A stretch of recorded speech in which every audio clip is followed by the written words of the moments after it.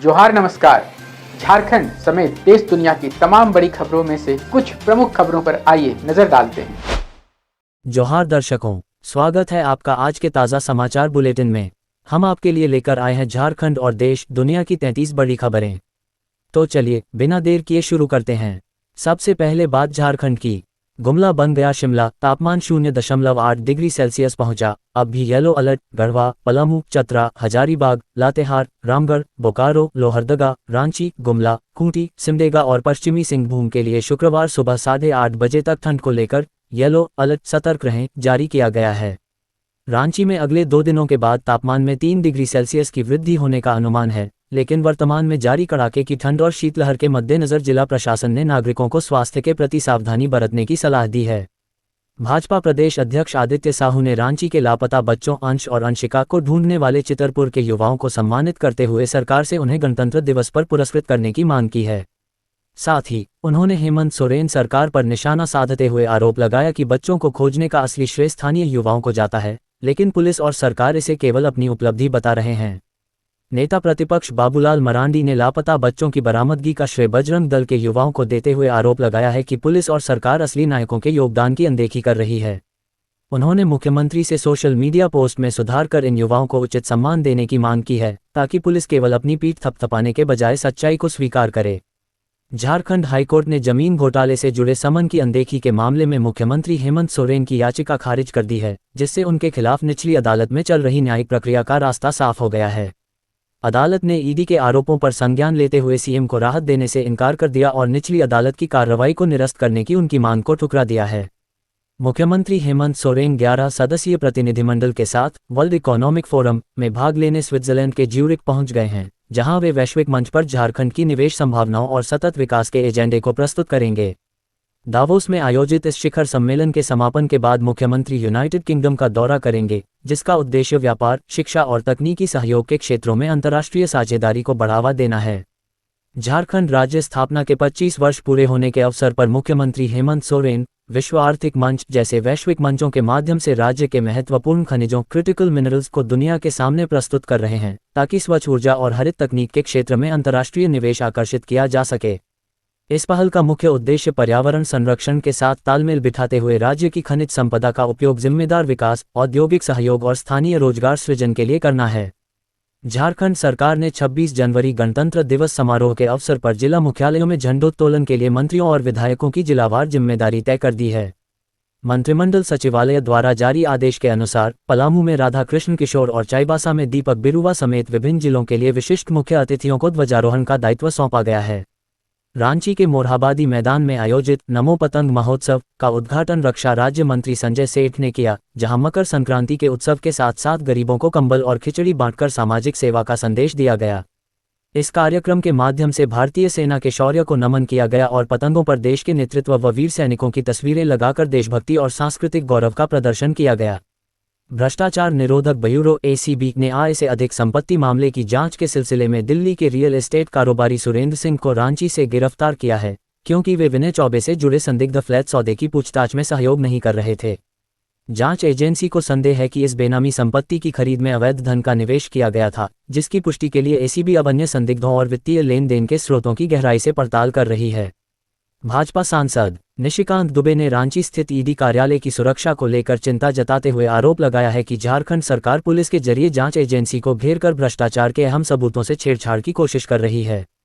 उन्होंने गृह मंत्रालय से ईडी कार्यालय की सुरक्षा के लिए तुरंत केंद्रीय बलों की तैनाती की मांग की है, ताकि जांच अधिकारी बिना किसी दबाव या झूठे मुकदमों के भय के अपना काम कर सकें। रांची स्थित ईडी कार्यालय में एक क्लर्क ने अधिकारियों पर मारपीट और सिर फोड़ने का आरोप लगाया है, जिसकी जांच के लिए पुलिस टीम मौके पर पहुंची और सुरक्षा बल तैनात किए गए। दूसरी ओर ईडी ने इन आरोपों को साजिश बताते हुए खारिज किया है और दावा किया है कि संबंधित व्यक्ति ने स्वयं को चोट पहुंचाई, जिसके खिलाफ वे अब हाईकोर्ट जाने की तैयारी कर रहे हैं। जमशेदपुर के प्रमुख उद्योगपति देवानंद गांधी के पुत्र कैरों गांधी रहस्यमय तरीके से लापता हो गए हैं, जिनकी कार लावारिस हालत में बरामद हुई है और परिजनों को अंतर्राष्ट्रीय नंबर से फिरौती के लिए धमकी भरा कॉल मिला है।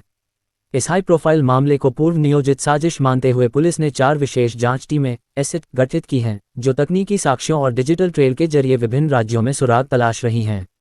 झारखंड सरकार ने उत्पाद विभाग के अधिकारियों के कार्यभार में फेरबदल करते हुए प्रेम प्रकाश उरांव को चतरा, विजय कुमार पाल को सिमडेगा, रजनीश कुमार को साहेबगंज और कुंदन कुमार कौशल को जामताड़ा का प्रभारी अधीक्षक नियुक्त किया है। इसके साथ ही झमन कुजूर को रांची और कुमार सत्येंद्र को पूर्वी सिंहभूम जमशेदपुर के सहायक आयुक्त कार्यालय में उत्पाद निरीक्षक के पद पर तैनात किया गया है। रांची नगर निगम की इन्फोर्समेंट टीम ने जिला प्रशासन और ट्रैफिक पुलिस के सहयोग से चर्च रोड से करबला चौक तक व्यापक अतिक्रमण हटाओ अभियान चलाया, जिससे सड़क और फुटपाथ पर किए गए अवैध निर्माणों को हटाया गया। इस कार्रवाई का मुख्य उद्देश्य शहर की यातायात व्यवस्था को सुचारू बनाना और जाम की समस्या से राहत दिलाना है, जिसे निगम ने आने वाले दिनों में अन्य प्रमुख मार्गों पर भी जारी रखने की घोषणा की है। रांची के ग्रामीण क्षेत्रों में भी सरकारी और गैर मजरूआ जमीन पर अतिक्रमण कर कई प्रतिष्ठान और व्यावसायिक भवन बने हैं, जिस पर कार्रवाई की अब उठने लगी है मांग। झारखंड लोक सेवा आयोग जेपीएससी की दूसरी संयुक्त सिविल सेवा परीक्षा JPSC-2 में कथित गड़बड़ी के मामले में प्रवर्तन निदेशालय ED ने बड़ी कार्रवाई की है। ईडी ने इस बहुचर्चित मामले में मनी लॉन्ड्रिंग के एंगल से जांच के लिए ECIR enforcement case information report दर्ज कर ली है। इस ECIR में केंद्रीय जांच ब्यूरो CBI द्वारा आरोपित सभी 60 लोगों को नामजद अभियुक्त बनाया गया है, जिससे राज्य की प्रशासनिक और पुलिस सेवा में हलचल मच गई है। JPSC-2 के अफसरों में DSP से SP बने विकास पांडे, राधा प्रेम किशोर जैसे और कई प्रशासनिक पदाधिकारी के नाम है। झारखंड के जमीन दलालों का देखिए दुस्साहस। धनबाद के पूर्वी टुंडी में शमशान घाट की जमीन पर भूमाफियाओं द्वारा अवैध कब्जे के प्रयास के विरोध में ग्रामीणों ने महापंचायत आयोजित कर उग्र आंदोलन की चेतावनी दी है। मामले की गंभीरता को देखते हुए अंचल अधिकारी और थाना प्रभारी ने मौके पर पहुंचकर जांच का भरोसा दिया है, जबकि ग्रामीणों ने स्पष्ट किया है कि पूर्वजों की इस पवित्र भूमि के संरक्षण के लिए वे किसी भी हद तक जाने को तैयार हैं। कुख्यात गैंगस्टर प्रिंस खान ने सोशल मीडिया पर हथियारों का प्रदर्शन करते हुए फहीम खान के परिवार को नरसंहार की धमकी दी है और कानून को खुली चुनौती दी है। इस वीडियो के सामने आने के बाद इलाके में दहशत का माहौल है और स्थानीय लोगों ने पुलिस से अपराधियों के खिलाफ सख्त कार्रवाई की मांग की है। पुलिस प्रशासन ने वीडियो की सत्यता की जांच शुरू कर दी है और प्रिंस खान व उसके सहयोगियों की गिरफ्तारी के लिए छापेमारी अभियान तेज कर दिया गया है। कोडरमा पुलिस ने तिलैया थाना क्षेत्र के गाझंडी जंगल में छापेमारी कर करीब 3 एकड़ जमीन पर की जा रही अवैध अफीम की खेती को नष्ट कर दिया है और इस मामले में एक आरोपी को गिरफ्तार किया है। SP अनुदीप सिंह के नेतृत्व में हुई इस कार्रवाई के दौरान खेती में प्रयुक्त उपकरण और रसायन जब्त किए गए हैं, जबकि फरार अन्य दोषियों की पहचान के लिए अब ड्रोन कैमरों और अंचल कार्यालय की मदद ली जा रही है। मकर संक्रांति के अवसर पर चिरौंदी में आयोजित उत्सव में भाजपा के नवनियुक्त प्रदेश अध्यक्ष आदित्य साहू का भव्य स्वागत किया गया और संगठन की मजबूती का संकल्प लिया गया। इस समारोह में वरिष्ठ नेताओं की उपस्थिति में उन वीर युवाओं को भी सम्मानित किया गया, जिन्होंने लापता बच्चों अंश और अंशिका को सकुशल उनके परिजनों तक पहुंचाने में महत्वपूर्ण भूमिका निभाई थी। पश्चिमी सिंहभूम पुलिस ने फर्जी नंबर प्लेट और पुलिस लोगो लगी चोरी की मोटरसाइकिल का उपयोग कर लोगों से वसूली करने वाले एक गिरोह का भंडाफोड़ करते हुए एक आरोपी को गिरफ्तार और एक नाबालिग को हिरासत में लिया है।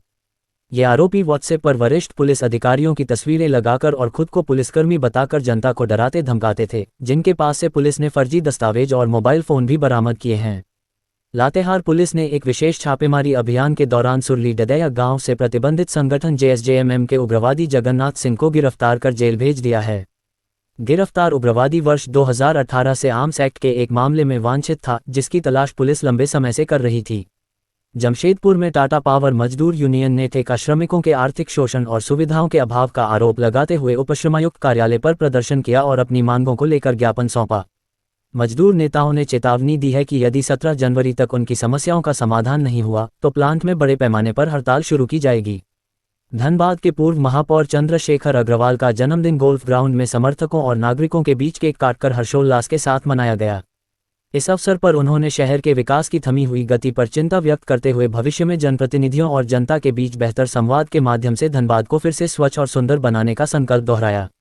झारखंड हाईकोर्ट ने कल्याण विभाग के आवासीय विद्यालयों में कार्यरत घंटी आधारित शिक्षकों के पक्ष में निर्णय सुनाते हुए राज्य सरकार को समान काम के बदले समान वेतन के सिद्धांत पर 12 सप्ताह के भीतर फैसला लेने का निर्देश दिया है। अदालत ने स्पष्ट किया कि यदि इन शिक्षकों के कार्य की प्रकृति दिवाकालीन पहाड़िया विद्यालयों के शिक्षकों के समान है तो उनके मानदेय में भेदभाव नहीं किया जा सकता और उन्हें भी बेहतर वेतन का लाभ मिलना चाहिए। अपहृत भाई बहन अंश और अंशिका की सकुशल घर वापसी पर रांची के मौसीबाड़ी खटाल में संघर्ष समिति और परिजनों ने मकर संक्रांति के अवसर पर दही चूड़ा भोज और केक काटकर खुशियां मनाईं। इस अवसर पर समिति के संयोजक कैलाश यादव ने बच्चों की वापसी को पुनर्जन्म बताते हुए पुलिस प्रशासन, सामाजिक संगठनों और मीडिया के सामूहिक प्रयासों एवं सहयोग के प्रति आभार व्यक्त किया। कार्यक्रम के दौरान ये घोषणा भी की गई कि बच्चों को सुरक्षित बचाने वाली पुलिस टीम और इस मुहिम में शामिल सदस्यों को जल्द ही विशेष रूप से सम्मानित किया जाएगा। अब देखिए राष्ट्रीय सुर्खियां। सुप्रीम कोर्ट ने पश्चिम बंगाल में आईपीएसी संस्थान और उसके निदेशक के ठिकानों पर की गई छापेमारी के बाद ईडी अधिकारियों पर दर्ज एफआईआर पर अंतरिम रोक लगा दी है। अदालत ने स्पष्ट किया है कि अगली सुनवाई तक केंद्रीय एजेंसी के अधिकारियों के खिलाफ कोई भी दंडात्मक कार्रवाई नहीं की जाएगी और इस संबंध में राज्य सरकार से जवाब मांगा गया है। ईडी का तर्क है कि यह एफआईआर उनके कानूनी कार्यों में बाधा डालने की कोशिश है, जबकि राज्य पुलिस ने उन पर नियमों के उल्लंघन का आरोप लगाया था। सुप्रीम कोर्ट ने भ्रष्टाचार निवारण अधिनियम की धारा 17A की वैधता पर विभाजित फैसला सुनाया है, जिसमें जस्टिस नागरत्ना ने इसे भ्रष्ट अधिकारियों को संरक्षण देने वाला बताकर असंवैधानिक करार दिया, जबकि जस्टिस विश्वनाथन ने इसे ईमानदार अधिकारियों की रक्षा के लिए संवैधानिक माना। न्यायाधीशों के बीच इस मतभिन्नता के कारण अब इस महत्वपूर्ण कानूनी मामले को अंतिम निर्णय के लिए प्रधान न्यायाधीश द्वारा गठित एक नई और बड़ी पीठ के पास भेजा गया है। सुप्रीम कोर्ट का कड़ा फैसला, कुत्ते ने काटा तो राज्य सरकार देगी मुआवजा। कोर्ट ने कहा, जो आवारा कुत्तों को लेकर चिंतित, वे अपने घर ले जाएं। सुप्रीम कोर्ट ने आवारा कुत्तों के हमलों पर कड़ा रुख अपनाते हुए स्पष्ट किया है कि कुत्तों के काटने या उससे होने वाली मौत की स्थिति में राज्य सरकारों को पीड़ितों को भारी मुआवजा देना होगा। अदालत ने कुत्तों को सड़कों पर खाना खिलाने वालों की जिम्मेदारी तय करने के संकेत देते हुए कहा कि जन सुरक्षा के मामले में सरकारों और स्थानीय निकायों की लापरवाही अब बर्दाश्त नहीं की जाएगी। पेंशन फंड नियामक पीएफआरडीए निवेशकों को रिटायरमेंट के बाद सुरक्षित आय का भरोसा देने के लिए मिनिमम एश्योर्ड रिटर्न स्कीम मास लाने की तैयारी कर रहा है, जिसके लिए डॉक्टर एम.एस. साहू की अध्यक्षता में एक विशेषज्ञ समिति का गठन किया गया है। वर्तमान मार्केट लिंक्ड योजना से यह नई स्कीम बाजार के जोखिम से बचने वाले निवेशकों को न्यूनतम गारंटीड रिटर्न प्रदान करेगी, जिससे देश में पेंशन योजनाओं का दायरा और अधिक व्यापक होने की उम्मीद है। कोलकाता के बारसात क्षेत्र से निपाह वायरस के 2 और संदिग्ध मरीजों को बेलेघाटा आईडी अस्पताल में भर्ती कराया गया है, जबकि पूर्व में संक्रमित हुई 2 नर्सों की स्थिति अत्यंत गंभीर बनी हुई है। स्वास्थ्य विभाग ने संक्रमण के स्रोत का पता लगाने के लिए विशेष टीमें तैनात की हैं और कल्याणी एम्स को 45 नमूने जांच के लिए भेजे हैं, क्योंकि इस घातक वायरस का कोई सटीक इलाज न होने के कारण मृत्यु दर का जोखिम अधिक है। झारखंड में भी स्वास्थ्य विभाग को अलर्ट मोड में रहने की है जरूरत। गोरखपुर के बांसगांव में एक महिला ने अपने पति पर दिल्ली में लिंग परिवर्तन कराकर महिला बनने और विरोध करने पर उसे नशीली दवाएं देकर जबरन देह व्यापार में धकेलने का गंभीर आरोप लगाया है। 2 बेटियों की मां इस प्रताड़ना के बाद डिप्रेशन का शिकार हो गई है और उसने भरण पोषण के लिए अदालत में गुहार लगाई है, जहां फिलहाल यह मामला विचाराधीन है। साइबर थाना पुलिस ने लखनऊ से 15 करोड़ रुपए से अधिक की अंतर्राष्ट्रीय ठगी करने वाले गिरोह के सरगना सहित 2 प्रमुख अपराधियों को गिरफ्तार किया है, जो निवेश और ऑनलाइन गेमिंग के नाम पर लोगों को ठगते थे। ये अपराधी ठगी गई रकम को क्रिप्टोकरेंसी में बदलकर चीनी हैंडलरों को भेजते थे, जिनके पास से पुलिस ने लाखों की नकदी, नेपाली सिम और नोट गिनने की मशीन बरामद की है। पटना नगर निगम क्षेत्र में आग की घटनाओं पर त्वरित नियंत्रण पाने के लिए आपदा प्रबंधन विभाग के सहयोग से 1.23 करोड़ रुपए की लागत से 11 नए फायर हाइड्रेंट लगाए जाएंगे। कंकड़बाग, बांकीपुर और नूतन राजधानी अंचलों के चिन्हित स्थानों पर बनने वाले इन हाइड्रेंट से अग्निशमन वाहनों को मौके पर ही पानी उपलब्ध हो सकेगा, जिससे जान माल के नुकसान को कम करने में मदद मिलेगी। ये थी आज की 33 बड़ी खबरें। अगर आप ऐसे ही अपडेट्स पाना चाहते हैं तो हमारे YouTube चैनल को सब्सक्राइब करें, Facebook पेज को लाइक करें और इस वीडियो को लाइक एवं शेयर जरूर करें। फिर मिलेंगे अगले बुलेटिन में, तब तक के लिए जोहार और नमस्ते। तो कैसी लगी आपको हमारी ये खबर, ये हमें कमेंट बॉक्स में लिखकर ज़रूर से बताएं और ऐसे ही नवीनतम ताज़ा अपडेट्स, खास खबरों से रूबरू बने रहने के लिए बने रहें हमारे संग। कैमरा के पीछे से मेरा सहयोग कर रहे अजय महतो, आनंद चौहान, साथ मैं यजत पिंटू रांची।